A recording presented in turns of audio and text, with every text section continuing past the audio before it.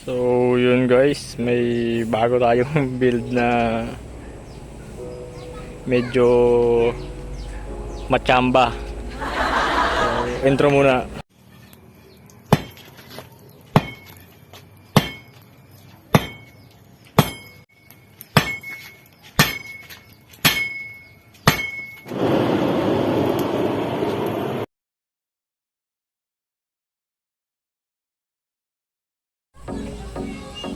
So, yun guys, kung mapapansin nyo yung profile niya, inspired siya dun sa pelikulang The Habit. Yung bida dun guys, si Bilbo Baggins. Tropa ko yun eh. Tropa ko yun guys, Bilbo Baggins. Nakainuman ko yun nung sinangla niya yung sing-sing na nanakaw niya dun sa dragon. So, sa blade muna tayo guys. So, may haba siya na 15.3 inches. Yun o. Yung kay Bilbo Baggins kasi guys, medyo malapad siya dito ng konti. Okay din yun, ganoon. Pero, siyempre, BO build to eh. Kaya tayo masunod. Inspired lang naman, hindi naman trying hard na gagayahin. So sa bakal pala nito guys, galing pa to sa mga orcs. Marami din akong tropa doon sa mga orcs na yun. So yun, naka double blade siya, patalas siyang parehas. May ano yan, may micro bevel. Tapos ito guys, mga ano yan, mga mikarta yan. Ito, mga mikarta yan guys. Higaan niya ng mga dwarf. So yun, hiningi ko na kasi hindi naman na nagagamit. Sabi ko gawin ko lang handle. And ito guys, brass yan. Ayun. Ito naman yung legendary pambukol. You know, naka-usli. Legendary pambukol yan guys.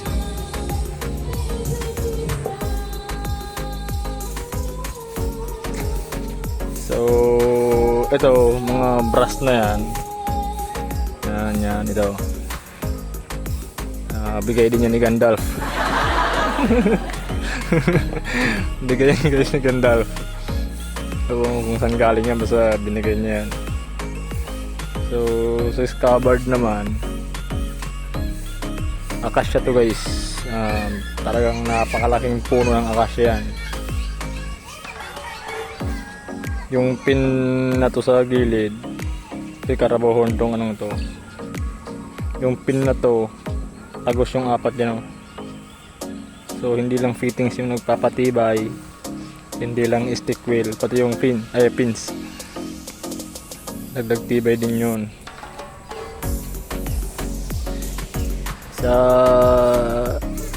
Ito pala guys, akasya yung akasya yung scabbard niya. Galing naman to sa mga elves. Silungan nila dun pinutol na kasi. Pahingahan nilang kahoy, pinutol na. Yan, hiningi ko yung kaputol. And ito guys, ito tsaka ito, sungay ng kalabaw yan guys, Carabao horn. Ito yung kalabaw na nabagsakan ng helicopter na niligtas ni King Kong doon sa Skull Island. Pati ito, sungay ng kalabaw yan guys. After 1 year kasi namatay din yung kalabaw na yun, natetano ata.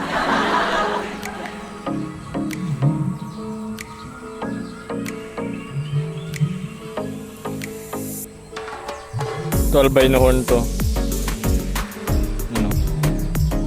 Albino horn galing sa Tondo.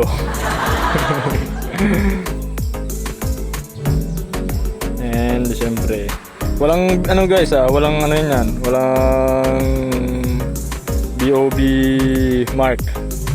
Ito lang. Oh. Pinirmahan na. Siyempre may pirma pa yan.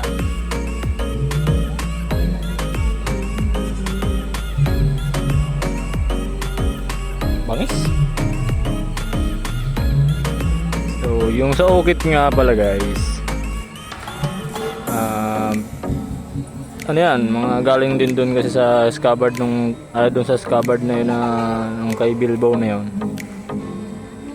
Ginaya ko lang din yung mga ito. Ito, ginaya ko lang din yan. Saka ito, iniba ko lang ng konti. Kaya nung detail siya sa blade, yung kay Bilbo Baggins, pag ganun yun, tapos may pag ganyan dyan. Parang umikot lang yung dulo. Yung akin naman, iniba ko. And ito yung pinaka-importante guys. Logo ni Bilbo Baggins sa The Hobbit guys. Ito yung bilog na to, ito yung sing-sing. Kaya nga mayroong The Lord of the Rings. Dahil na sing-sing na yun. ito yung logo ng Arkenstone. Itong dalawang B, Bilbo Baggins. So yan. Nilagay ko nandyan.